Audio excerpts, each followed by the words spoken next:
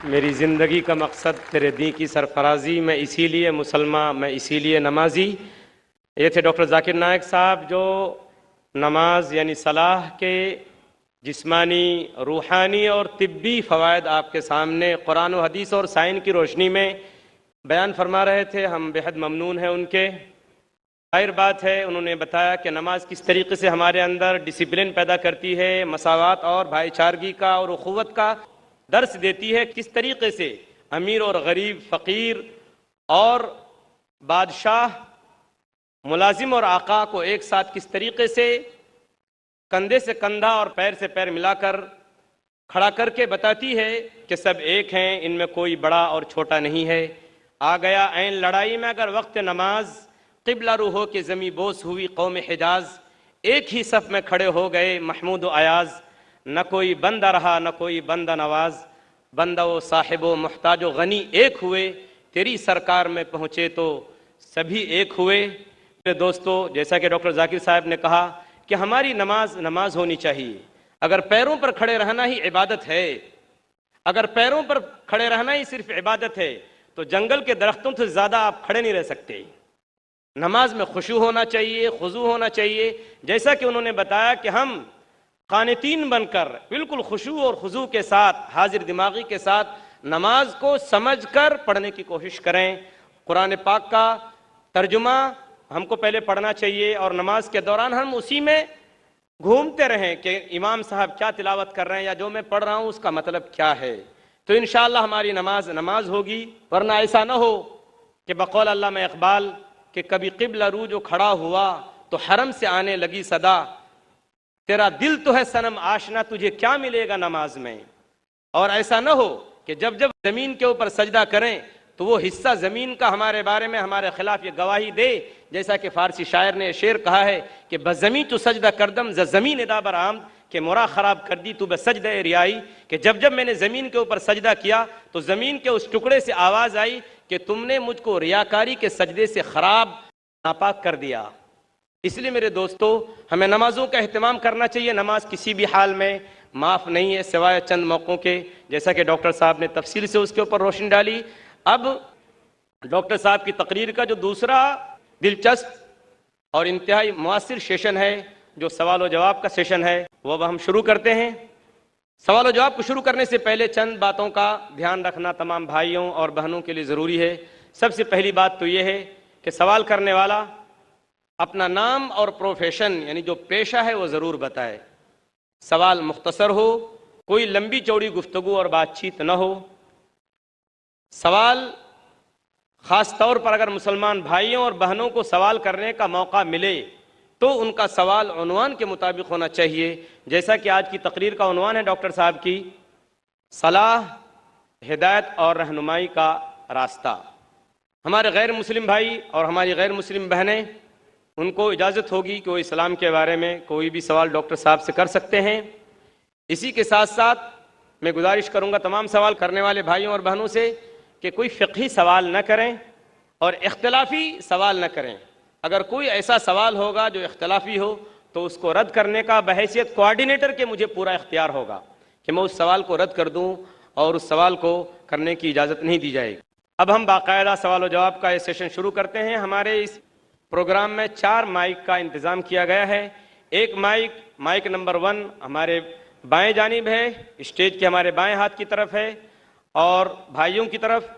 दूसरा बीच में हमारे भाइयों के शोबे में, माइक नंबर 3 भी भाइयों के शोबे में है और माइक नंबर 4 हमारे दाहिने हाथ पे हमारी बहनों के शोबे में है और इसी के साथ साथ माइक नंबर 5 भी हमारी ख़वातीन और हमारी बहनों के शोबे में है। अब हम बाकायदा सवाल जवाब का प्रोग्राम शुरू करते हैं। हम वॉलंटियर हजरात से गुजारिश करेंगे, दरख्वास्त करेंगे कि अगर कतार में कोई गैर मुस्लिम भाई हो तो पहले उन्हें सवाल करने का मौका दिया जाए। माइक नंबर 1 से जो भाई खड़े हैं सवाल कर सकते हैं। जी हाँ भाई।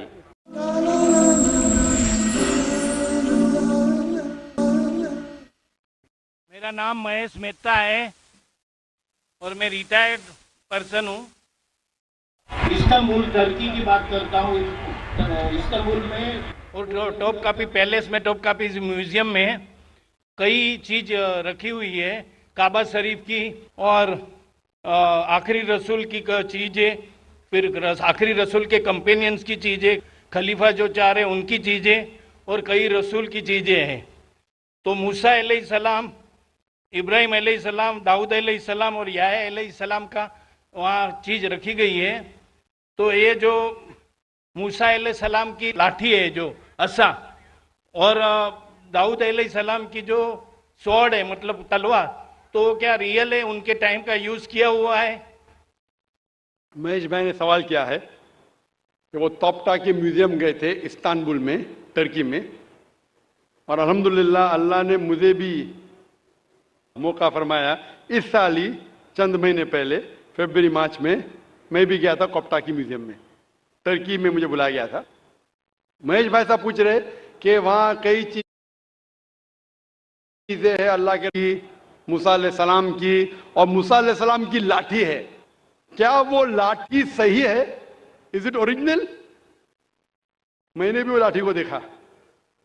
ये सवाल मेरे दिमाग में भी आया, ये सवाल जो आपका है मेरे दिमाग में भी आया, लेकिन जवाब मिला सही है या नहीं कोई फर्क पड़ता नहीं। लाठी सही है या गलत फर्क नहीं पड़ता है, फर्क ये पड़ता है कि अल्लाह ने जो हिदायत दी इस कुरान में वो सही है, वो महफूज है। वो लाठी से दीन जरा भी बदलेगा नहीं। हिस्टोरिकल वैल्यू हो सकती है, उसमें कई चीजें हैं, जैसा आपने कहा खुलफा राशिदीन के, हजरत अबू बकर, हजरत उमर रज़ियल्लाहु अन्हु, उनके कई चीजें, लेकिन इससे हमें कोई फर्क नहीं पड़ता। हिस्टोरिकल वैल्यू शायद जानने के लिए क्या करने पड़ेगा, क्योंकि मैं भी माशाल्लाह एक मेडिकल डॉक्टर हूं, साइंस के तालिब इल्म हूं, आपको करने पड़ेगा कार्बन डेटिंग। कार्बन डेटिंग एक टेक्नोलॉजी है C14। वो कार्बन डेटिंग से हमको पता चल सकता है कि वो चीज है वो कितनी पुरानी है। तो अगर हम कार्बन डेटिंग करते हैं उस लाठी पे और फिर पता लगता है कि वो हजारों साल पुरानी है, मूसा अलैहिस्सलाम कितने हजार साल पहले हमें पता ही नहीं, कुरान में इसका जिक्र नहीं। बाइबल के जरिए पता चलता है कि वो तकरीबन 1400 साल ईसा अलैहिस्सलाम के पहले आए। ईसा अलैहिस्सलाम तकरीबन 2000 साल पहले आए, तो बाइबल के मुताबिक मूसा अलैहिस्सलाम 3400 साल पहले आए। लेकिन कुरान में इसका जिक्र ने कौन से दौर में है। और अगर बाइबल का हम हवाला लेंगे तो साइंटिफिकली मैच होती ही नहीं, कभी फ्लड आया कभी इजिप्ट, अनसाइंटिफिक है। तो आपको पहले कार्बन डेटिंग करने पड़ेगा उस लाठी पे। इन लोग इजाजत देंगे क्या नहीं मुझे पता नहीं। उस कार्बन डेटिंग करने के बाद आपको पता चलेगा कितने साल, लेकिन मुझे अभी भी नहीं पता एग्जैक्टली कितने साल पहले मूसा अलैहिस्सलाम आए। लेकिन एज ए हिस्टोरिकल रिकॉर्ड कोई करना चाहता कर सकता है, लेकिन मुझे एज ए मुस्लिम मेरे ईमान में कोई फर्क नहीं पड़ता है। मूसा अलैहिस्सलाम का जो जिक्र कुरान मजीद में वो सही है, और जो हिदायत जो मूसा अलैहिस्सलाम के जरिए में मिली, अल्लाह ताला जो देता है मूसा अलैहिस्सलाम के जरिए, वो मुझे पता है, उसके ऊपर अमल करना चाहिए। वो लाठी सही है क्या नहीं है, वो खुलफा राशिदीन की चीजें सही है क्या नहीं है, हमें कोई फर्क नहीं पड़ता है और फर्क नहीं पड़ना चाहिए। हमें देखना चाहिए उनका पैगाम क्या है और उनके पैगाम पे अमल करना चाहिए। Hope the answer the question. Mike number 2 में जो भाई हैं सवाल कीजिए। My name is Rohit Gandhi. I am second year engineering of VXTC. I want to ask that is Salah is important that much that can we leave our colleges and lectures? It's possible that we have lectures and classes all the time, so we should leave that. Or my second question is, the Sunni and that Shia are not joining that in Salah, so what should be done with them? How we can improve them? Rohit भाई ने 2 सवाल पूछा है। सवाल का जवाब देने से पहले मैं ये दरख्वास्त करना चाहूँगा मेरे गैर मुसलमान भाइयों और बहनों से, आपके पास अगर कोई भी सवाल है जो पूछना चाहते हैं, चाहे इस्लाम के ताल्लुक़ हो या दीगर मज़ाहिब के ताल्लुक़ हो, हिंदुइज़्म के बारे में या क्रिश्चियनिटी के बारे में, ईसाईयत के बारे में, आप बिना झिझक यहाँ पूछ सकते। हम खुली आज़ादी देते हैं हमारे गैर मुसलमान भाइयों और बहनों को कि आप जो भी सवाल पूछना चाहते हैं इस्लाम के मुतालिक, ये आपका सुनहरी मौका है। ऐसा मौका हमेशा नहीं आता। अक्सर मजहबी लेक्चर तकरीर के बाद खुला सेशन नहीं होता है जहां आप कोई भी सवाल पूछ सकते, चाहे इस्लाम के बारे में हो, हिंदुइज्म के बारे में हो, क्रिश्चियनिटी के बारे में हो, जुडाइज्म के बारे में हो। आप अगर मेरे बात से मुत्तफिक नहीं है फिर भी आप बोल सकते कि जाकिर मैं इस बात से मुत्तफिक नहीं हूं, और आप पूछ सकते। कोशिश करूंगा कि जो भी थोड़ा बहुत इल्म मुझे है मैं कोशिश करूंगा आपकी गलतफहमी दूर करूं। मैंने सवाल पूछा कि हमारे कॉलेज में लेक्चर्स होते हैं और क्या हम सलाह पढ़ने के लिए लेक्चर को तर्क कर सकते हैं, लेक्चर को छोड़ सकते हैं? और रोहित भाई ने कहा कि वो सेकेंड ईयर इंजीनियरिंग में है। मैं आपसे कहना चाहता हूं कि 20 साल पहले मैं भी कॉलेज में था, 20 साल पहले मैं भी कॉलेज में था, मैं भी इस दौर से गुजरा। अल्हम्दुलिल्लाह सुम्मा अल्हम्दुलिल्लाह, कॉलेज में अल्हम्दुलिल्लाह नमाज में पढ़ता था। कॉलेज में जब आप जाते हैं ब्रेक होती है, और कॉलेज का टाइमिंग क्या होता है, इधर 7 से 1 तक होता है, या हो सकता है 8 से लेकर 4 तक के, जो भी टाइम है लंच ब्रेक तो मिलता है। जब आपको लंच ब्रेक मिलता है उस ब्रेक में आप लंच के साथ नमाज भी पढ़ सकते, सलाह भी पढ़ सकते। हो सकता है कि कॉलेज के ऐसे टाइमिंग हो कि आप अगर मस्जिद नजदीक है तो मस्जिद में जाइए, मस्जिद नजदीक नहीं है तो उस कॉलेज में अगर कुछ मुसलमान भाई है उनसे भी कहिए और जमात बना सकते। लेकिन सलाह छोड़ने की इजाजत आपको नहीं है, ये पढ़ना फर्ज है। और बेशक विदाउट एनी प्रॉब्लम आप पढ़ सकते हैं। आप जाके बॉयज कॉमन रूम में पढ़ सकते, गर्ल्स कॉमन रूम में पढ़ सकते। सलाह छोड़ने की इजाजत नहीं है। मस्जिद करीब है तो मस्जिद में जाइए, सलाह छोड़ने की इजाजत नहीं है। आप कह रहे थे कि कोई सुन्नी हजरात है, कोई शिया हजरात है जो पैर से पैर नहीं मिलाते। कुरान मस्जिद में सुन्नी शिया नहीं है, मुस्लिम है। मुस्लिम उसे कहते हैं जो अपनी जिंदगी अल्लाह के हुक्म और फरमान के मुताबिक बसर करता है। जो इंसान अपनी जिंदगी अल्लाह के बताए हुए रास्ते पे चलता है उसे कहते हैं मुस्लिम। तो जो आदमी नमाज पढ़ता है, मैंने आपसे जिक्र किया, अल्लाह सुब्हाना ताला कम से कम 12 जगह कहते हैं कुरान मजीद में अतिउल्लाह और अतिउर रसूल, ओबे अल्लाह एंड ओबे द मैसेंजर। सूरह निसा सूरा नंबर 4 आयत नंबर 59 और 12 जगह का जिक्र मैंने किया। हमें अल्लाह और अल्लाह के रसूल की इताअत करना चाहिए। और अल्लाह के रसूल फरमाते हैं कि आप उस तरह नमाज पढ़ो जिस तरह आप मुझे नमाज पढ़ते हुए देखते हैं। यह हदीस है बुखारी की किताब आदान की चैप्टर नंबर 18 हदीस नंबर 604। और फिर से दोहराया गया सही बुखारी में जिल्द नंबर 9 हदीस नंबर 352 352। और अल्लाह के रसूल फरमाते हैं कि नमाज के वक्त, सही बुखारी में जिल्द नंबर 1 किताब आदान चैप्टर 75 हदीस नंबर 692, कि जब आप नमाज पढ़ते हैं, हजरत अनस फरमाते कि हम साहबा के कंधे मिलते थे दूसरे साहबा के कंधे से, हमारे पैर मिलते थे हमारे साहबा के पैर से। अल्लाह के रसूल फरमाते सुनन अबू दाऊद में सही हदीस है जिल्द नंबर 1 किताब सलाह चैप्टर 245 और हदीस नंबर 666, अल्लाह के रसूल फरमाते कि बीच में जगह मत छोड़ो, जगह को कम करो और शैतान को बीच में मत आने दो। उसका मतलब हमें कंधे से कंधा मिलाना चाहिए। जो इंसान अपने आप को मुसलमान कहता है और कंधे से कंधा नहीं मिलाता है सलाह के वक्त और पैर से पैर नहीं मिलाता है, वो अल्लाह के रसूल की नाफरमानी कर रहा है, वो सलाह सही तरीके से नहीं पढ़ता है। तो शायद उन लोगों को ये अल्लाह के रसूल की हदीस के बारे में पता नहीं होगा। तो हमारी कोशिश है कि उन मुसलमान को बताए कि अल्लाह के रसूल की हदीस है कि कंधे से कंधा मिलाओ, पैर से पैर मिलाओ नमाज पढ़ते वक्त, ये फर्ज है। Hope the answer the question. जी माइक नंबर 2 पे। सर मेरा नाम प्रणव नायक है और मैं मर्चेंट नेवी में काम करता हूँ। मेरा सवाल ये है कि अकॉर्डिंग टू कुरान ये कहा जाता है कि जब कयामत का दिन आएगा तो उस वक्त अल्लाह जब सबको फिर से उठाएंगे तो कहा जाएगा कि अपनी कब्रों से उठो। तो हम हिंदुओं का क्या होगा, क्योंकि हमारी तो कोई कब्र नहीं होती। भाई साहब का सवाल है कि वो कहते हैं कि क़यामत के दिन जब अल्लाह ताला वापस से हमें दूसरी जिंदगी देंगे तो कहेंगे अपने कब्रों से उठो।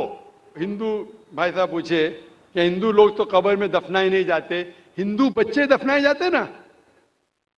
हिंदू बच्चे, हिंदू मजहब में छोटा बच्चा है उसको जलाया नहीं जाता, उसको दफनाया जाता है।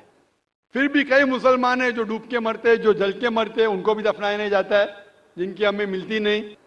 ये जब अल्लाह ताला कहेंगे कि फिर से हम जिंदगी देंगे, जरूर नहीं कि आप कब्र में से ले आ जाएंगे। जो भी इंसान मर चुका है उसके नई जिंदगी दी जाएंगे। कुरान मजीद में अल्लाह ताला फरमाता है कि अल्लाह उसमें जान डालेंगे, फिर मौत देंगे, फिर से जान डालेंगे। तो अल्लाह जान डालेंगे, चाहे वो कब्र में है, चाहे जलाया गया है, चाहे डूब गया है, जो भी हालत में है अल्लाह उस इंसान में फिर से जान डालेंगे। और अल्लाह ताला को जान डालना बहुत आसान है, चाहे आप दफनाए गए हैं या चाहे जला दिए गए। अल्लाह ताला फरमाते जब गैर मुस्लिम के एतराज करते अल्लाह से और अल्लाह से पूछते हैं कि जब आप दफनाए जाएंगे और क़यामत के रोज जब इंसान उठाए जाएंगे तो अल्लाह ताला उनको हड्डियां को कैसे जोड़ेगा। जैसे आप पूछ रहे ना, अल्लाह ताला जो कब्र में उनको उठाएंगे, हम कब्र तो नहीं गए, तो लोग पूछते हैं, कुरान मजीद में इसका जिक्र है सूरह क़याम में, सूरा नंबर 75 आयत नंबर 3-4 में, कि अल्लाह ताला हड्डियां को कैसे जोड़ेगा। तो अल्लाह ताला फरमाते हैं अल्लाह हड्डियां को ही नहीं जोड़ सकता है, आपके उंगलियों के पोर पोर को जोड़ सकता है। उंगलियों के पोर पोर। आप सोचते हो अल्लाह ताला क्यों कहता है क्या उंगलियों के पोर पोर को जोड़ सकता है। आज की साइंस ये कहती है, सर फ्रांसिस गोल्डन एक साइंटिस्ट है जो सन 1880 में एक डिस्कवरी किए कि फिंगरप्रिंटिंग मेथड के दो इंसान करोड़ों लोगों में भी उनके फिंगरप्रिंट यकसा नहीं हो सकते। तो अल्लाह ताला फरमाते हड्डियों को तो छोड़ो, मैं आपके उंगलियों के पोर पोर को इकट्ठा कर सकता हूं और हू बहू वैसे पैदा कर सकता हूं। तो अल्लाह के लिए फिर से जान डालना बहुत आसान है, चाहे वो इंसान दफनाया गया है या जलाया दिया गया है या डूब के मरा है। अल्लाह को फिर से जान डालने में, चाहे वो मुसलमान मरा या हिंदू मरा या ईसाई मरा, अल्लाह को जान डालने में बहुत आसान है, कुन फयकुन। और फिर से हमें नई जिंदगी दी जाएंगी और फिर हिसाब किताब किया जाएगा। और हिसाब किताब में अगर आप अल्लाह के अहकामात पे अमल किए तो इंशाअल्लाह आप जन्नत में जाएंगे, इस दुनिया के इम्तिहान में सफलता पाएंगे। लेकिन अगर उनके अहकामात पे आपने नहीं चले, उनके मुताबिक नई जिंदगी बसर करे, तो आप इस जिंदगी में सफलता नहीं पाएंगे। Hope the answer the question. Number 3 से मैं कोई गैर मुस्लिम भाई हूँ। बैक्सन जॉर्ज और मैं स्टूडेंट है। सर एक्चुअली ये रिलीजन होना ही नहीं चाहिए मेरे ख्याल से। तो या तो बहुत सारा वॉर होता है, आपने बोला ब्रदरहुड होता है, तो एक्चुअली ये रिलीजन नहीं रहेगा तो ये ब्रदरहुड डेफिनेटली रहेगा, ह्यूमैनिटी रहेगा, नहीं तो वॉर भी नहीं रहेगा। तो रिलीजन होना ही नहीं चाहिए कॉन्सेप्ट। रिलीजन क्यों होता है, क्या आप हेल्प करेंगे उसके लिए? भाई साहब का सवाल है कि रिलीजन होना ही नहीं चाहिए, ये मजहब होना ही नहीं चाहिए। ये मजहब की वजह से वॉर होता है, झगड़ा होता है। आप कहते भाईचारा बढ़ता है, वॉर होता है, सिर्फ ह्यूमैनिटी होना चाहिए। भाई साहब नाम के बैक्सन जॉर्ज। कौन से माइक्रोफोन पे हाथ ऊपर करेंगे? जॉर्ज बोलिए सर। पीछे वाली माइक्रोफोन। जॉर्ज भाई साहब से पूछूंगा, ये कहते कि मजहब होने की वजह से लड़ाई हो रही। भाई साहब क्या मैं आपसे लड़ रहा हूं? भाई साहब नहीं क्या मैं आपसे झगड़ रहा हूं? हाँ क्या नहीं? नहीं सर। आप समझते मैं मजहबी हूं? हाँ सर। हूं ना? तो मैं क्या आपसे लड़ रहा हूं? जो सही मजहब को जानता है, सच्चा मुसलमान है, वो आम तौर पे झगड़ा नहीं करेगा। क्योंकि कुरान मजीद की आयत है सूरह माइदा की सूरा नंबर 5 आयत नंबर 32 में लिखा है कि अगर कोई भी मुसलमान, चाहे मुस्लिम हो या गैर मुस्लिम हो, अगर किसी का कत्ल करता है, चाहे मुस्लिम या गैर मुस्लिम का, बिना कोई वजह के, कत्ल के बदले कत्ल, या अगर उसने इस जमीन पे if he has caused corruption in the land, इन दो वजह के अलावा अगर कोई इंसान दूसरे इंसान का कत्ल करता है, गोया के ऐसे है कि सारे इंसानियत का कत्ल कर रहा है। मैं आपको एक मिसाल दूंगा। जब मैंने लेक्चर दिया था टेररिज्म मुस्लिम मोनोपोली, तो अक्सर जैसा हमारा सेशन होता है कि गैर मुस्लिम को पहले चांस दिया जाता है, तो जब मैं कह रहा था इस्लाम के बारे में, इस्लाम की क्या राय है दहशतगर्दी के बारे में, जिहाद के बारे में, तकरीर के दौरान मैं मिसाल दे रहा था कि मुसलमान टेररिस्ट नहीं होते अक्सर, और इस्लाम मजहब टेररिज्म के खिलाफ है, दहशत के खिलाफ है। सवाल जवाब के मौके पे एक हिंदू ने मुझसे सवाल पूछा कि जाकिर भाई, जो गुजरात में हुआ, जो मुसलमानों के साथ जो गलत हुआ, जो मुसलमान औरत के साथ बलात्कार हुआ, अगर मैं होता तो मैं भी हिंदुओं को यहाँ चुन चुन के मारता था। तो जो मुसलमान हिंदू को अगर ट्रेन ब्लास्ट में कोई हिंदू मरा और मुसलमान ने किया तो मेरे नजदीक सही है। ये हिंदू मुझसे कह रहा है कि मेरा जज्बा भी, अगर कोई मेरी बहन का बलात्कार करे तो मेरा जज्बा भी जागेगा और मैं बंबई में हिंदू का कत्ल करूंगा। कौन कह रहा है? हिंदू मुझसे कह रहा है। तो मैं उसको जवाब देता हूं, भाई साहब आप बिल्कुल सही कहते हैं। आम इंसान यही सोचेगा, आम इंसान यही सोचेगा। और आप आम इंसान जैसे सोच रहे और सब पब्लिक में तालियां बज रही थी। लेकिन मैं आम इंसान नहीं हूं, मैं मुसलमान हूं। मेरा मजहब, मेरा रब मुझे इजाजत नहीं देता है। अगर कोई हिंदू ने किसी मुसलमान का कत्ल किया है या कोई औरत का बलात्कार किया है, मैं वही मजहब के इंसान बंबई में उसका कत्ल नहीं कर सकता हूं। यह इजाजत ही नहीं है।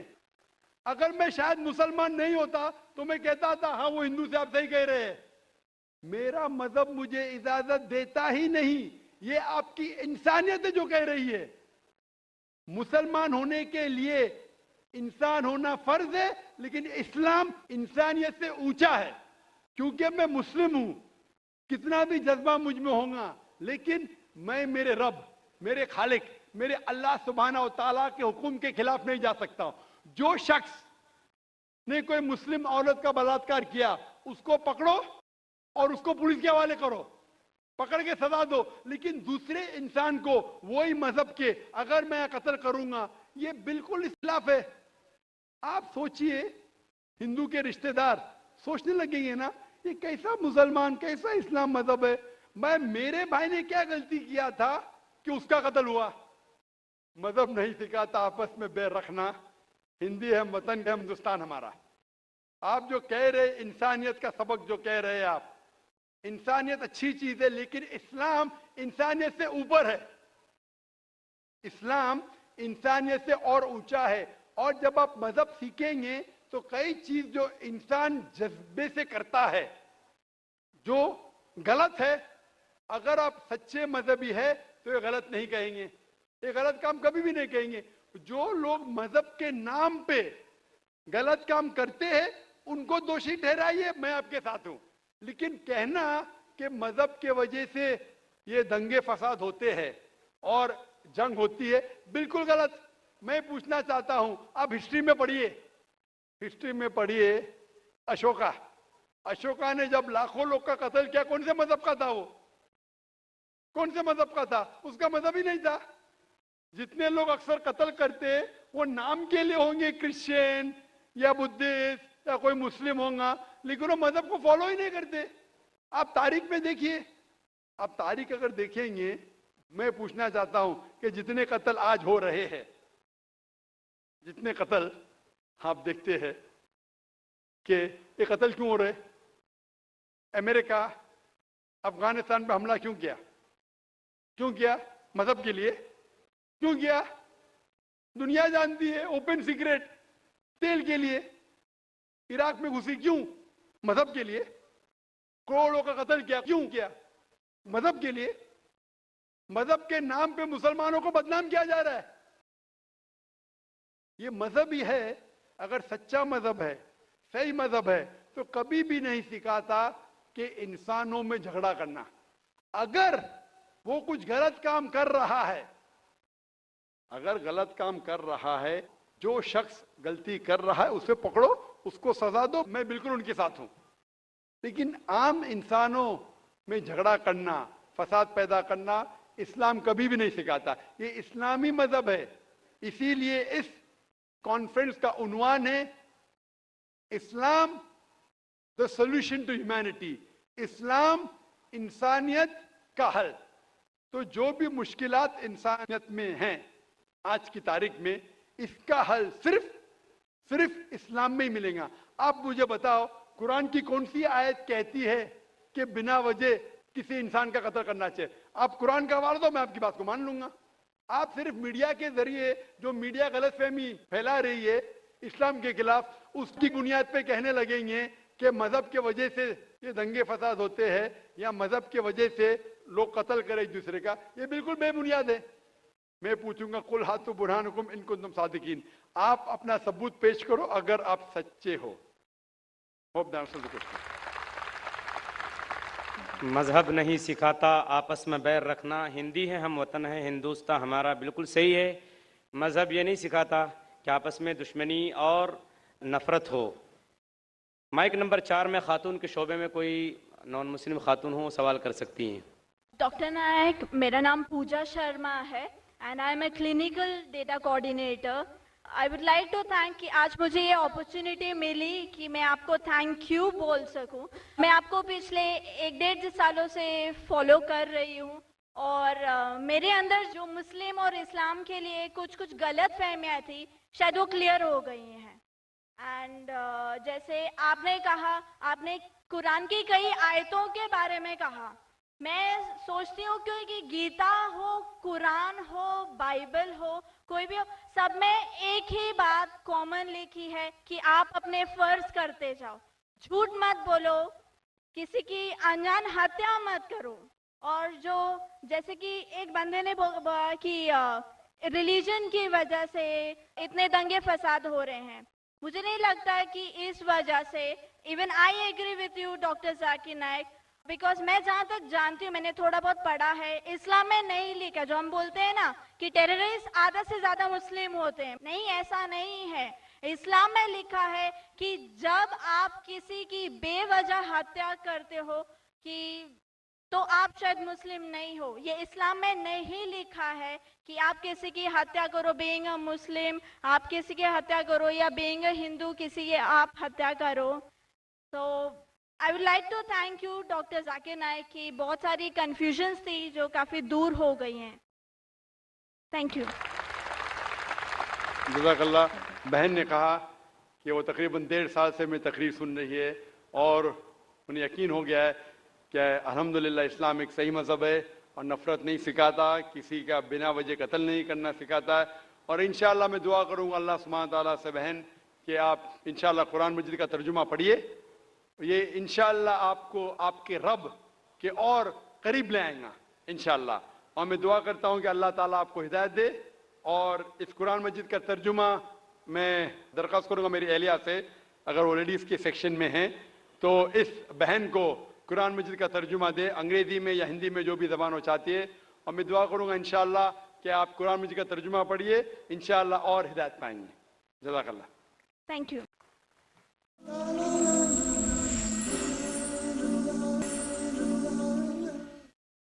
माइक नंबर 2 में कोई गैर मुस्लिम भाई? जी हाँ। मेरा नाम आनंद करवा है, मैं बाई प्रोफेशन सीए हूँ। मैं डॉक्टर जाकिर साहब को दुबई से जानता हूँ। वहाँ पे मेरा एक मुस्लिम फ्रेंड था, उसने आपके बारे में मुझे बताया था। मैं आपका शुक्रिया अदा करना चाहता हूँ कि आपने इस्लाम के बारे में बहुत सारी भ्रांतियों को दूर किया है। मेरी मुसलमानों के बारे में जो अच्छी बातें हैं वो ये हैं कि मुसलमान लोग ज़्यादातर झूठ नहीं बोलते हैं, किसी को धोखा नहीं देते हैं, दूसरे का पैसा भी नहीं खाते हैं। लेकिन मुझे एक बात मुसलमानों से कहनी है कि वो लोग गाय का मांस क्यों खाते हैं। आनंद भाई ने सवाल किया, वो कहते हैं कि वो मुझे दुबई से जानते हैं माशाल्लाह और कई सालों से मेरे तकरीर सुन रहे, और वो कहते हैं कि उनके तजुर्बे के हिसाब से वो समझते हैं कि मुसलमान अच्छे लोग हैं, सच बोलते हैं, झूठ नहीं बोलते, किसी का पैसा नहीं खाते। लेकिन एक उनको मुसलमानों के बारे में एक चीज़ जो खटकती है कि मुसलमान गाय का गोश्त क्यों खाते, वो उनका सवाल है। मैं पहले बोलना चाहता हूँ भाई साहब आनंद जी कि एक मुसलमान अच्छा मुसलमान रह सकता है 100% शाकाहारी होने के बाद भी।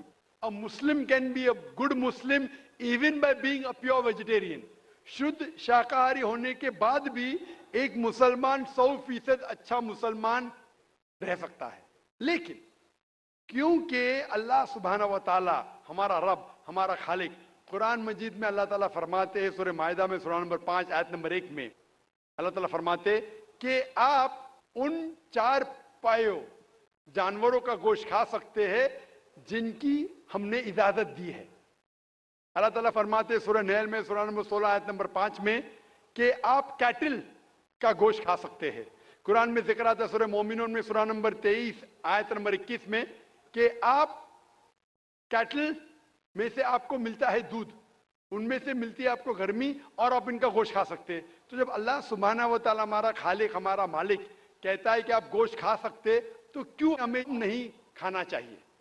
मैं आपको कोशिश करूंगा बताने के लिए कि आज की साइंस ये कहती है कि हमारे जिस्म में हमको प्रोटीन की जरूरत है, कम से कम 23 एमिनो एसिड की जरूरत है। यही 23 में से 8 एमिनो एसिड हमारे जिस्म में नहीं बनते। उसके लिए फर्ज है कि ये हमारे खाने में हमें ये एमिनो एसिड मिलना चाहिए। कोई भी शाकाहारी, कोई भी भाजी पाला नहीं है जिसमें आटों के आटो एमिनो एसिड मौजूद है। फ्लैश में, गोश्त में आटो एमिनो एसिड मौजूद है। इसे साइंस कहती है कंप्लीट प्रोटीन, कंप्लीट फूड। आज साइंस ये कहती है कि फ्लैश फूड में, गोश्त में प्रोटीन है, नियासिन है, विटामिन B1 है, इससे सेहत अच्छी बनती है। और आज आप देखेंगे जो जानवर जो शाकाहारी होते हैं, जो सिर्फ भाजी पाला खाते हैं, भेड़, बकरी, गाय, आप देखेंगे इन जानवरों के दांत इनके चपटे हैं, उनके पास हर्बिवोरस सेट ऑफ टीथ है। ये सिर्फ भाजी पाला खाते, गोश्त खा ही नहीं सकते। जब आप देखेंगे मांसाहारी जानवर के दांत, शेर बब्बर, चीता, उनके नोकीली दांत होते हैं। ये सिर्फ गोश्त खाते हैं, भाजी पाला खा ही नहीं सकते। जब आप अपने दांत आईने में देखेंगे तो भगवान ने, ईश्वर ने, हमारे खालिक ने हमें दोनों दांत दिया है, चपटे दांत भी दिया है और नोकीले दांत भी दिया है। अगर हमारा ईश्वर चाहता था कि हम सिर्फ भाजी पाला खाए तो ये नोकीले दांत क्यों दिया? गोश्त खाने के लिए। आज की साइंस कहती है कि जो डाइजेस्टिव सिस्टम है हर्बिवोरस एनिमल का, गाय, भेड़, बकरी के, वो सिर्फ भाजी पाला डाइजेस्ट कर सकते, गोश्त को डाइजेस्ट कर ही नहीं सकते। जो डाइजेस्टिव सिस्टम कार्निवोरस एनिमल का है, चीता, शेर बब्बर, ये सिर्फ गोश्त डाइजेस्ट कर सकते, भाजी पाला नहीं। लेकिन हम इंसानों को अल्लाह ताला ने, हमारे ईश्वर ने स्मॉल इंटेस्टाइन भी दिया है, बिग इंटेस्टाइन भी दिया है। हम भाजी पाला भी डाइजेस्ट कर सकते, गोश्त भी डाइजेस्ट कर सकते। अगर हमारा ईश्वर चाहता था कि हम सिर्फ भाजी पाला खाए तो हमें ये डाइजेस्टिव सिस्टम क्यों दिया जो गोश्त को भी डाइजेस्ट कर सकता है? तो साइंटिफिकली हमारा जिस्म हमारे ईश्वर ने ऐसा बनाया है कि हम भाजी पाला भी खा सकते हैं, गोश्त भी खा सकते हैं। और बहुत लोग को गलत फहमी है कि हिंदू मजहब में गोश्त खाने की ममानियत है। भाई आप हिंदू है ना? आपके नाम से लगता है आप हिंदू है। हिंदू है ना सर? जी हिंदू ही है। आप हिंदू है ना? हाँ बिल्कुल सही, आपके नाम से लग रहा है आनंद आपका नाम है, आप हिंदू है। आपको गलतफहमी होंगी कि हिंदू मजहब में गोश्त खाना हराम है। आप जब हिंदू मजहबी किताब पढ़ते हैं, आपके मजहबी किताब में लिखा है कि गोश्त भी खा सकते हैं, मांस भी खा सकते हैं और बीफ भी खा सकते हैं, गाय का गोश्त भी खा सकते हैं। आप जब पढ़ेंगे मनुस्मृति चैप्टर नंबर 5 अध्याय नंबर 5 श्लोका नंबर 30 में लिखा है कि अगर खाने वाले जानवर, अगर खाने वाले मखलूक उस चीज को खाती है जो खाने वाले जानवर है, तो आप कोई गुनाह नहीं कर रहे, क्योंकि ईश्वर ने कुछ मखलूक को बनाया है खाने के लिए और कुछ मखलूक को खा जाने के लिए। Some to eat and some to be eaten. तो अगर आप खाने वाले जानवर खाते हैं तो गुनाह नहीं कर रहे। लिखा है मनुस्मृति में अध्याय नंबर 5 श्लोका नंबर 31 में कि अगर आप पूजा के लिए जानवर को कत्ल करते हैं तो कोई गुनाह नहीं करते। लिखा है मनुस्मृति में अध्याय नंबर 5 श्लोकान नंबर 39 और 40 में कि ईश्वर ने कुछ जानवर को बनाया है पूजा के लिए, सैक्रिफाइस के लिए। तो killing in sacrifice is not killing, तो कत्ल करना पूजा में कत्ल नहीं है। तो मनुस्मृति के मुताबिक आप गोश्त खा सकते हैं। फिर आप जब मुताला करेंगे महाभारत का, महाभारत में अनुशासन पर्व में अध्याय नंबर 88 में युधिष्ठिर, पांडव के 5 भाई थे, आपने युधिष्ठिर का नाम तो सुना होगा। युधिष्ठिर जो पांडव के 5 भाई थे, युधिष्ठिर पांडव में सबसे बड़ा भाई था। वो पूछता है भीष्म से कि हम यज्ञ में, पूजा में क्या खाना दे ताकि हमारे परदादा खुश होंगे। तो भीष्म कहता है अगर हम यज्ञ में, पूजा में चावल, बार्ली, सेब, भाजीपाला देंगे तो हमारे परदादा 1 महीने के लिए संतुष्ट रहेंगे। अगर हम मछली देंगे तो 2 महीने के लिए, अगर गोश्त देंगे 3 महीने के लिए, अगर खरगोश देंगे तो 4 महीने के लिए, अगर बकरी देंगे तो 5 महीने के लिए, अगर सुअर देंगे तो 6 महीने के लिए, अगर परिंदा देंगे तो 7 महीने के लिए, अगर हिरन देंगे तो 8 महीने के लिए, अगर बैल देंगे तो 11 महीने के लिए, अगर गाय देंगे तो पूरे 1 साल के लिए हमारे परदादा संतुष्ट रहेंगे। 1 साल। क्या दूध की बात अगर कर रहे हैं सर? आप बफेलो देंगे, बफेलो तो 12 साल के लिए, अगर राइनोसरस देंगे या रेड मीट, लाल गोश्त, तो हमारे परदादा हमेशा के लिए संतुष्ट रहेंगे। पूरा मेन्यू है महाभारत में, हिंदू किताब में पूरा मेन्यू है। क्या चाहते हैं? भाजीपाला, मछली, गोश्त, खरगोश, हिरन, बीफ, बड़े का छोटे का सब है। आप अगर वेद पढ़ेंगे, वेद में भी लिखा है कि संत और साधु गोश्त खाते थे, गाय का गोश्त भी खाते थे। फिर आप क्यों कहते हैं कि गोश्त खाना हराम है? क्योंकि बहुत से हिंदू लोग बाकी मजाहिब से प्रसन्न हुए। मजहब से प्रसन्न होने के बाद कुछ मजहब मानते अहिंसा में, और वो समझते हैं कि जानवर को कत्ल करना गुनाह है। क्यों? क्योंकि जानवर में जान है, बाजीपाला में जान नहीं है, पेड़ पौधों में जान नहीं, इसलिए बाजीपाला खाना गलत नहीं है, लेकिन जानवर खाना गलत है। आज साइंस तरक्की कर चुका है और हम जानते हैं कि पेड़ पौधों में भी जान है, तो उनकी लॉजिक जरा बदल गई। हाँ हाँ जाकिर भाई, हम जानते हैं पेड़ पौधों में जान है, लेकिन पेड़ पौधे, उनको दर्द का एहसास नहीं है, उन्हें दर्द नहीं होता। पेड़ पौधों को दर्द नहीं होता है और जानवर को दर्द होता है, इसीलिए जानवर खाना बड़ा गुनाह है, पेड़ पौधे खाना कम गुनाह है। आज साइंस फिर से तरक्की कर चुका है। तरक्की करने के बाद साइंस ये कहती है कि पेड़ पौधों को भी दर्द होता है, लेकिन उनकी दर्द की आवाज आपको सुनाई नहीं देती। हम इंसान सिर्फ 20 साइकिल्स और 20,000 साइकिल्स के दरमियान फ्रीक्वेंसी में सुन सकते, इसके नीचे, इसके ऊपर नहीं सुन सकते। वो चीखते हैं लेकिन हमें उनकी आवाज सुनाई नहीं देती। तो एक शख्स ने मुझसे सबसे ज्यादा बहस किया और कहा कि जाकिर भाई, मैं मानता हूं कि पेड़ पौधों में जान है, पेड़ पौधे को दर्द होता है, लेकिन पेड़ पौधों में सिर्फ 2 या 3 सेंसेस है, जानवरों में 5 सेंसेस है, इसलिए जानवर का कत्ल करना बड़ा गुनाह है। तो मैंने उससे पूछा कि अगर आपका भाई पैदा होता है 2 सेंसेस कम के साथ, वो सुन नहीं सकता है और बात भी नहीं कर सकता है, गूंगा है और बहरा है, जब वो बड़ा होता है और अगर कोई इंसान उसका कत्ल करता है, तो क्या आप जाके कहेंगे जज से, मिलॉर्ड कातिल को कम सजा दो क्योंकि मेरा भाई गूंगा था, वो सुन नहीं सकता था, बात नहीं कर सकता था? आप तो कहेंगे कातिल को डबल पनिशमेंट दो, मेरा भाई तो मासूम था, ना सुन सकता था ना बात कर सकता था। इस्लाम में 2 सेंसेस लेस और 2 सेंसेस मोर नहीं। इस्लाम में अल्लाह ताला फरमाते सूरह बकरा में सूरह नंबर 2 आयत नंबर 168 में, 168 में, eat of the good things which Allah has provided you, जो अच्छी चीज आपको आपके अल्लाह ने दी है उसको आप खा सकते हैं। तो आप अगर मुताला करेंगे मजहबी किताबों का और साइंस का, गोश्त खाना कोई गलत नहीं है। और मुझे खुसूसन कोई गिला शिकवा नहीं अगर गैर मुस्लिम, अगर हिंदू गोश्त नहीं खाते, मुझे कोई गिला शिकवा नहीं, क्योंकि अगर सब हिंदुस्तानी गोश्त खाने लगेंगे तो हिंदुस्तान में गोश्त का भाव बढ़ जाएगा। आज महंगाई का जमाना है, पेट्रोल का भाव बढ़ रहा है, सब हिंदुस्तानी गोश्त खाने लगेंगे तो गोश्त का भाव भी बढ़ जाएगा। तो मुझे कोई गिला शिकवा नहीं आप अगर गोश्त नहीं खाते, लेकिन अगर आप ये कहेंगे कि गोश्त खाना गलत है तो आपको आपकी मजहबी किताबों के बारे में नहीं पता है और साइंस का भी नहीं पता है। अगर आप कहेंगे किसी की जान नहीं लेना चाहिए तो आप 2 मिनट भी जी नहीं सकते।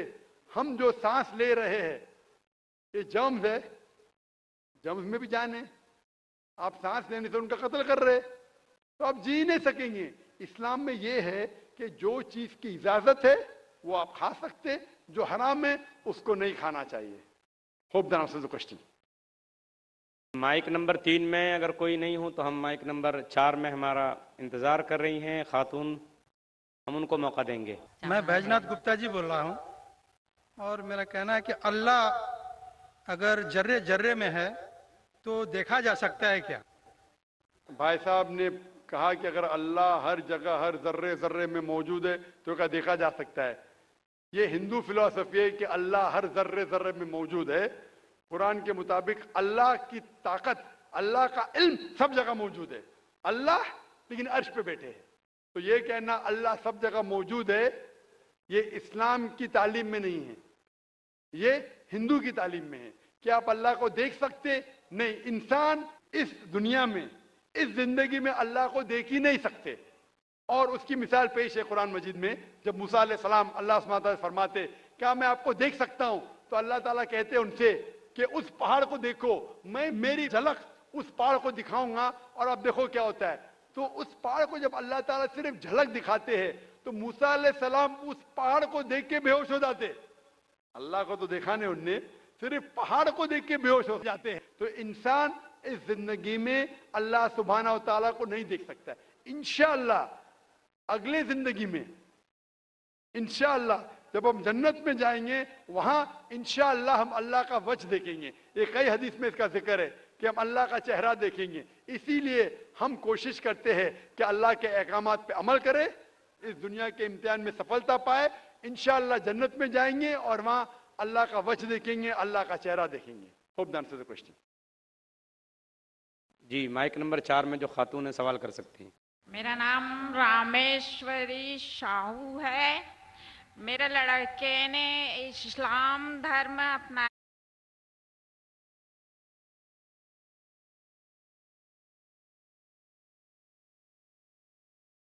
है। हम हिंदू धर्म को मानते हैं, तो बच्चे लोग कौन सा धर्म शादी कर लिए? आपके बेटे ने इस्लाम धर्म अपना लिया है। अपना लिया है, तो आपका सवाल क्या है अभी? तो बच्चे लोग कौन सा धर्म मानेंगे? आपने कहा कि आपके बेटे ने इस्लाम धर्म कबूल कर चुका है, तो कौन से बच्चे? उसके बच्चे या आपके बच्चे?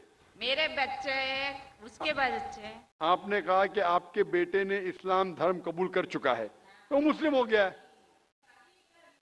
शादी कर ली है, इस्लाम धर्म कबूल कर चुका है, उसके बच्चे क्या धर्म मानेंगे? सबसे पहले मैं ये आपसे कहना चाहता हूं कि अल्लाह के रसूल फरमाते हैं कि हर बच्चा जब पैदा होता है वो दीनुल फित्र में पैदा होता है। हर बच्चा, चाहे वो हिंदू के घर में पैदा हो या ईसाई के घर में या यहूदी के घर में, जब बच्चा पैदा होता है वो दीनुल फित्र में पैदा होता है, मतलब वो मुस्लिम जैसा पैदा होता है। मुस्लिम के मानी, जैसे मैंने कहा है, मुस्लिम के मानी अपनी जिंदगी अल्लाह के अहकाम के मुताबिक बसर करना। तो जब बच्चा पैदा होता है उसकी सारी ख्वाहिश अल्लाह के मुताबिक है। तो हर बच्चा जब पैदा होता है, चाहे मुसलमान के घर में पैदा हो, चाहे हिंदू के घर में पैदा हो, चाहे ईसाई के घर में पैदा हो, चाहे यहूद के घर में पैदा, वो पैदा होता है मुस्लिम जैसा, वो मुस्लिम होता है। उसके बाद अल्लाह के रसूल फरमाते कि अपने वालिदैन के जरिए, अपने टीचर के जरिए, अपने दोस्तों के जरिए हो सकता है वो शिर्क करने लगे, वो आग की इबादत करने लगे, उस वक्त वो गैर मुस्लिम होता है। इसीलिए अगर कोई गैर मुस्लिम मुस्लिम बनता है, convert is a wrong word, convert कहना गलत लफ्ज है। कन्वर्ट मतलब एक तरीके से दूसरे तरीके जाना, सही लफ्ज है रिवर्ट। रिवर्ट मतलब वो असल में मुसलमान था, फिर गैर मुस्लिम बना, फिर से मुसलमान बना। इस्लामिक तालीमात के मुताबिक हर इंसान जब पैदा होता है मुस्लिम पैदा होता है। आपने कहा कि आपके बेटे ने इस्लाम कबूल कर चुका है, शादी कर चुका है, बच्चा क्या है, बच्चा मुस्लिम होगा।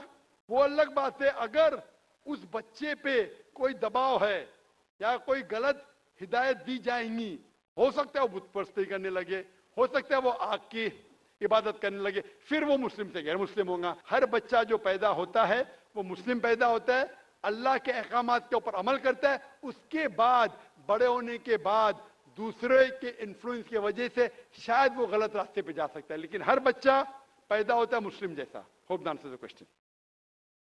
माइक नंबर 5 में अगर कोई खातून हो गैर मुस्लिम तो सवाल करें, नहीं तो माइक नंबर 1 में एक गैर मुस्लिम भाई हमारा इंतजार कर रहे हैं। जी ठीक है, माइक नंबर 2 से सवाल कर लीजिए। Namaste, my name is Pratik Sriranga Barge and I am student of 11th standard and I am in Swami Vivekananda College, Chembur. First of all, I would like to say this is my first time to attend this type of event and I am glad to say मुझे sir जी का जो speech था वो बहुत अच्छा लगा और मेरे मन में इस्लाम धर्म के बारे में जो गलत फहमियाँ थी वो एक चुटकी में ख़त्म हो गई। और मेरा पहला सवाल सर जी से ये है कि भगवान और अल्लाह एक ही है, और मेरा दूसरा सवाल ये है कि अगर पहले एक सवाल का जवाब ये कर लीजिए फिर इंशाल्लाह दूसरा सवाल करें। भाई साहब ने कहा कि वो पहली बार ऐसे मजमे में मौजूद है और बहुत खुश है, एक चुटकी में उसके सारे गलत फहमियाँ इस्लाम की दूर हो गई। अल्हम्दुलिल्लाह, अल्लाह ताला आपको हिदायत दे। और उसका सवाल है कि क्या भगवान और अल्लाह एक ही है? इस सवाल के दो रुख हो सकते हैं, दो रुख। आप कॉमर किधर लगाते वो इंपॉर्टेंट है। अल्लाह और भगवान एक है? हाँ एक है, एक ही है, दो तो नहीं है। अगर कहेंगे कि अल्लाह और भगवान यकसा है तो सवाल दूसरा रुख ले लेता है। इसका जवाब अगर आप पूछना चाहते हैं कि अल्लाह और भगवान एक है तो बेशक एक है। अगर आप पूछना चाहते हैं जो अल्लाह और भगवान, जो हिंदू लोग जो भगवान में मानते हैं और मुसलमान जो अल्लाह में मानते हैं वो एक है, तो मेरा जवाब इसमें ये कि अगर आप सही तरीके से हिंदू धर्म की किताबों का मुताला करेंगे और सही तरीके से इस्लाम धर्म की किताब का मुताला करेंगे तो दोनों यकसा है, वही है।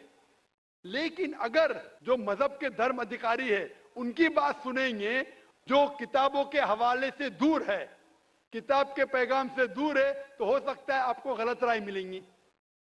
जैसे मैंने फरमाया था मेरे तकरीर में कि कुरान में लिखा है सूरह इखलास में सूरा नंबर 112 आयत नंबर 1 में कुल हुवल्लाहु अहद, कहो कि अल्लाह एक है। उसी तरीके से आप जब हिंदू मजहब की किताब का मुताला करते हैं, आप पढ़ते हैं, उसमें लिखा है छंदोग्य उपनिषद में अध्याय number 6 section number 2 shloka number 1 में लिखा है एकम एविदित्यम, भगवान एक है, ईश्वर एक है, दूसरा नहीं है। लिखा है श्वेताश्वेतर उपनिषद में चैप्टर नंबर 6 श्लोका नंबर 9 में नाचस्य कसिज जनिता न चदीपा, उस भगवान के कोई वालिदैन नहीं है, कोई रब नहीं है। भगवान का कोई मां नहीं है, कोई वालिद नहीं है, कोई सुपीरियर नहीं है। लिखा है श्वेताश्वेतर उपनिषद में चैप्टर नंबर 4 श्लोका नंबर 19 में नात्यस्य प्रतिमा अस्ति, उस ईश्वर की कोई प्रतिमा नहीं। प्रतिमा का मतलब है अक्स, painting, picture, portrait, statue, idol. उस भगवान की कोई प्रतिमा नहीं, कोई पिक्चर नहीं, कोई पेंटिंग नहीं, कोई अक्स नहीं, कोई फोटोग्राफ नहीं, कोई आइडल नहीं, कोई स्टैच्यू नहीं। ये दोहराया गया है यजुर्वेद में चैप्टर नंबर 32 श्लोका नंबर 3 में न तस्य प्रतिमा अस्ति, उस ईश्वर का कोई अक्स नहीं, कोई प्रतिमा नहीं, कोई पिक्चर नहीं, कोई पेंटिंग नहीं, कोई फोटोग्राफ नहीं। तो जब आप मुताला करेंगे हिंदू मजहबी किताब का और कुरान का, हिंदू मजहबी किताब का ब्रह्म सूत्र में कहा गया है एकम ब्रह्म द्योत्या नास्ते नीना नास्ते किंचन, भगवान एक ही है, दूसरा नहीं है, नहीं है, नहीं है, जरा भी नहीं है। There is only one God, not a second one, not at all, not at all, not in the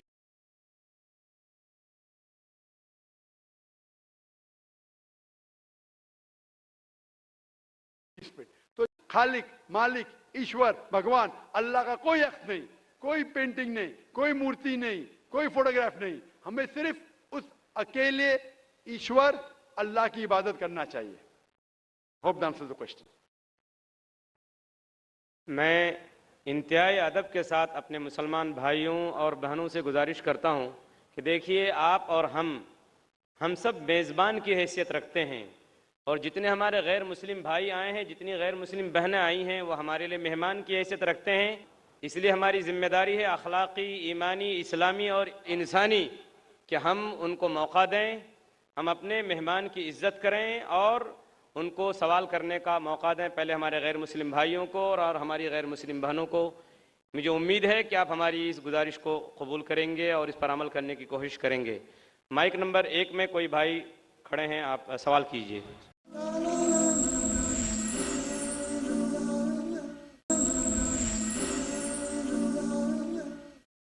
इस्लाम कहता है कि एक ही बार आदमी पैदा होता है, एक ही बार मरता है और बाद में क़यामत होती है।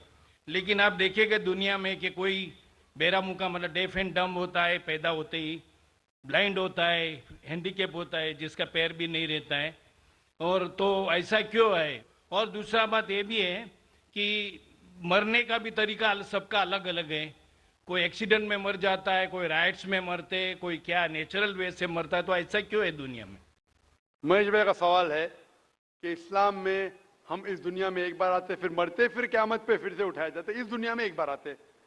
तो ऐसा क्यों कि कोई लोग जो पैदा होते हैं, कोई अपाहिज पैदा होते, किसकी टांग ने, किसके हाथ ने, ऐसा क्यों?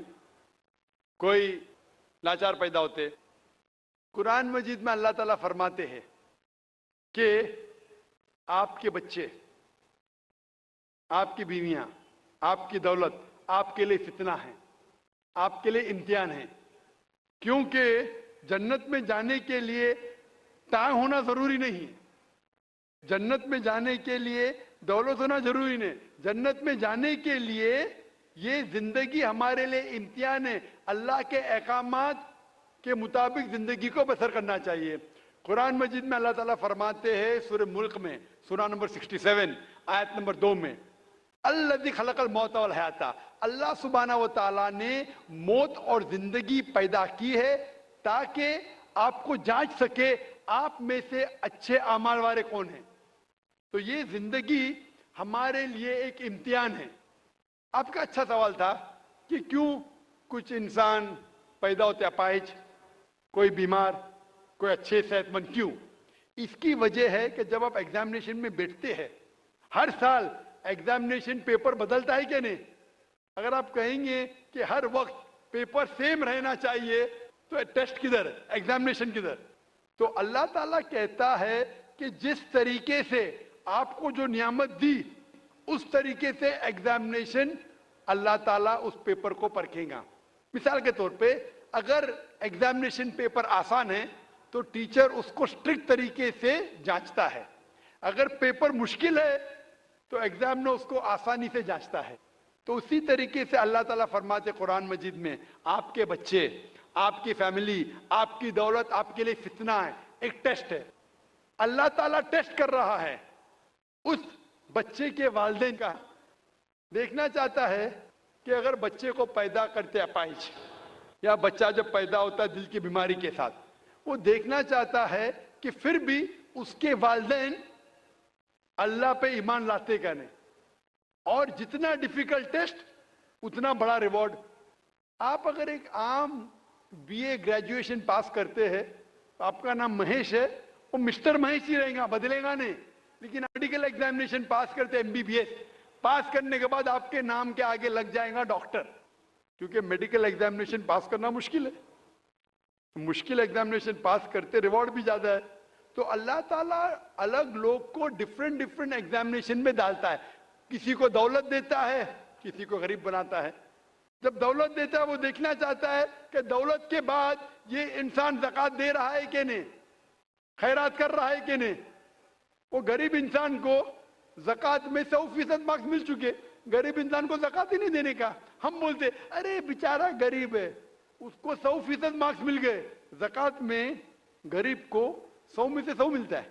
वो अमीर है जो शायद थोड़ी ज़कात देगा तो उसको 100 में से शायद 10 मार्क्स मिले, बराबर ज़कात देगा तो ज़्यादा मार्क्स मिलेंगे। वो गरीब को ज़कात के टेस्ट में 100 में से 100 मिलता है, उसको ज़कात देने की जरूरत ही नहीं, लेकिन उसको शायद दूसरा टेस्ट होगा, उसको टेस्ट होगा। वो गरीब इंसान एक रूम में हो सकता है 10 लोग रह रहे, वो हिजाब कैसा करता है, बराबर से हिजाब कर रहा है कि नहीं, वो टेस्ट है। हो सकता है इंसान अमीर है, उसका बेटा जैसे अपने का अपाइश पैदा होता है, तो अल्लाह ताला देखना चाहता है कि इस अमीर इंसान को मैंने दौलत दी, ऐशो आराम दिया, अभी उसके बच्चे को अपाइश पैदा करता हूं, देखना चाहता हूं कि ये फिर भी अपने रब की इबादत करता है क्या नहीं। जो आदमी कमजोर है वो बोलेगा अरे क्या ये अल्लाह ताला, नौज़ुबिल्लाह मेरे लिए क्यों ये मुश्किल पेश आता है। जो सच्चा मोमिन रहेगा वो कहेंगे अल्हम्दुलिल्लाह, फायदा होगा तो भी अल्हम्दुलिल्लाह, नुकसान होगा फिर भी अल्हम्दुलिल्लाह। ये मोमिन की जांच है। तो ये दौलत, गरीबी, सेहत, अपाहिज, दिल की बीमारी, ये टेस्ट है। इसीलिए हमें उन लोगों को देखना चाहिए, उन लोगों को मत देखो जो आपके ऊपर है, आप उन लोगों को मत देखो जो आपके ऊपर। मैं कह रहा था ना, मिसाल दे रहा था, वो गांव का आदमी देखता है गाड़ी चाहिए, फ्लैट चाहिए, बंगला चाहिए, फिर से गांव में आ जाता है। उन लोगों को देखो जो आपके नीचे है। और एक अंग्रेजी में कहावत है जो मैं उर्दू में तर्जुमा करूंगा, एक शख्स हमेशा रोता था कि क्यों मेरे पास जूती नहीं है, क्यों मेरे पास जूती नहीं है। जब उसने एक इंसान को देखा जिसके पैर ही नहीं थे, अल्लाह से शिकायत करता था मेरे पास जूतियां क्यों नहीं है। जब उसने इंसान को देखा जिसके पैर ही नहीं थे, वो अल्लाह का शुक्र अदा, कम अज कम मेरे पैर तो है। तो अल्लाह ताला डिफरेंट लोग को डिफरेंट इम्तिहान ले रहा है, किसको दौलत, किसको गुर्बत, किसको सेहत, किसको बीमारी, जो भी है। अगर आप जिस हालत में हैं, अगर अल्लाह हमारे खालिक का कहना मानते तो इस दुनिया में सफलता पाएंगे। ये हमारे लिए इम्तिहान है दुनिया, जिस तरीके से सूरह मुल्क में कहा गया है, सूरा नंबर 60 में। जो भाई हैं गैर मुस्लिम हो, सवाल कीजिए। सर मेरा नाम उमेश शर्मा है, मैं योगा टीचर हूँ। पहला सवाल मेरा ये है कि आपने बताया था कि नमाज पढ़ते समय जैसे हम सजदा करते हैं, उस सजदे की स्थिति में जैसे माइग्रेन पे और स्टमक प्रॉब्लम, सियाटिका, सर्वाइकल, नी की प्रॉब्लम, इनमें ब्लड का सर्कुलेशन होता है, वो मैं मानता हूँ। लेकिन कन्फ्यूज इस बात का है कि जब हम ध्यान करते हैं, मैं योग में जैसे दयानंद सरस्वती से, पतंजलि योग ट्रस्ट से मैं योग सीखा हूँ, उसमें बताया है जब ध्यान हम एक जगह पे करेंगे, आंखों को एक जगह पे रखेंगे, तो ध्यान की धारणा अपने आप बदल जाएगी। ध्यान धारणा समाधि। तो इसमें जब हम सजदा करते हैं तो जैसे वज्रासन में घुटने मोड़ के सजदा नीचे को, फोरहेड को धरती टच करते हैं, फिर हम उठते हैं तो हमारी जब नजर हट जाएगी उस जगह से, तो ध्यान एक तरफ से वहां से हट जाएगा।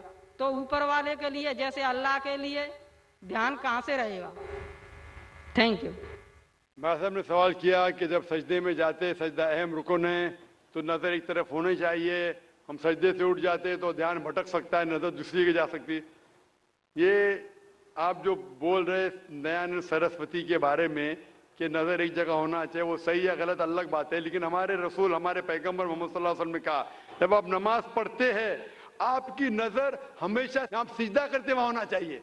तो जब आप कयाम में हैं, रुकू में हैं, सजदा में, आपकी नज़र उधर ही है, जहां आपकी जगह सिजदे की है वहां ही नज़र आपकी होना चाहिए। कयाम में जब खड़े हैं, जब रुकू में जाते फिर भी नज़र वहां रहती है, सजदा में जाते फिर भी वहां रहती है, अत्तहियात में भी रहती, नज़र एक ही जगह रहती है। लेकिन सिर्फ नजर से काम नहीं चलता, नजर के अलावा हमारा ध्यान, हमारा जहन, जो हम अल्लाह, हमारे ईश्वर, हमारे मालिक, हमारे खालिक के पैगाम के ऊपर ध्यान दे रहे, उसके ऊपर अमल कर रहे, तो हमें हिदायत मिलेंगी। और जो ये नमाज का तरीका है, आप हिंदू मजहब की किताब में पढ़ेंगे इसमें कहा गया है षष्टांग। षष्टांग मतलब जिस्म के 8 अंगों पे। षष्टांग जो हिंदू मजहब में करते हैं, जिसे आम जबान में कहा दंड नमस्कार भी कहते हैं, लेकिन षष्टांग मतलब सही मतलब है कि 8 अंग आपके जिस्म के लगे होते हैं जमीन पे। 8, माथा, नाक, 2 हाथ, 2 घुटने और 2 पैर, 8। हमारे हदीस में आता है 7, नाक और माथे को एक लेते, 2 हाथ, 2 पैर, लेकिन हु बहु वही है। तो जो सिजदा जो अहम सलाह का रुकन है वो हिंदू मजहब में भी है। आप जब जाएंगे क्रिश्चियन बाइबल में लिखा है कि जितने पैगंबर अल्लाह के आए वो सारे पैगंबर ने सिजदा किया। आप अगर पढ़ेंगे book of Genesis chapter number 17 verse number 3 में लिखा है कि इब्राहिम अलैहिस्सलाम मुंह के बल गिरे। लिखा है बुक ऑफ नंबर्स में चैप्टर नंबर 20 वर्स नंबर 6 में क्या मूसा अलैहिस्सलाम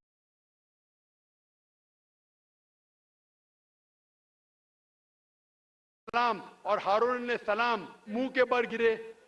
लिखा है बुक ऑफ जोशुआ में चैप्टर नंबर 5 वर्स नंबर 14 में कि जोशुआ ने अपने मुंह के बल गिरे और इबादत की। और लिखा है कि ईसा अलैहिस्सलाम in the gospel of Matthew chapter number 26 verse number 39 में, वर्स नंबर 39 में क्या जीसस का took a little bit step forward in the garden of Gethsemane, fell on his face and prayed to God. ईसा अलैहिस्सलाम ने garden of Gethsemane में अपने मुंह के बल गिरे और अल्लाह की इबादत की। जितने पैगंबर आए मोहम्मद सल्लल्लाहु अलैहि वसल्लम के पहले, जब उनने अल्लाह की इबादत की उनने सजदा किया। तो सजदा सबसे अहम है, सारे पैगंबरों ने किया। Hope this answers the question. वाखिर दावाना अल्हम्दुलिल्लाहि रब्बिल आलमीन। जज़ाकल्लाह डॉक्टर जाकिर नायक साहब। इसी तरीके से मैं आप तमाम सामाईन और ख़वातीन व हज़रात के शुक्रिया के साथ आज के इस जलसे के ख़िताम का ऐलान करता हूँ। अस्सलामु अलैकुम व रहमतुल्लाहि व बरकातुहू।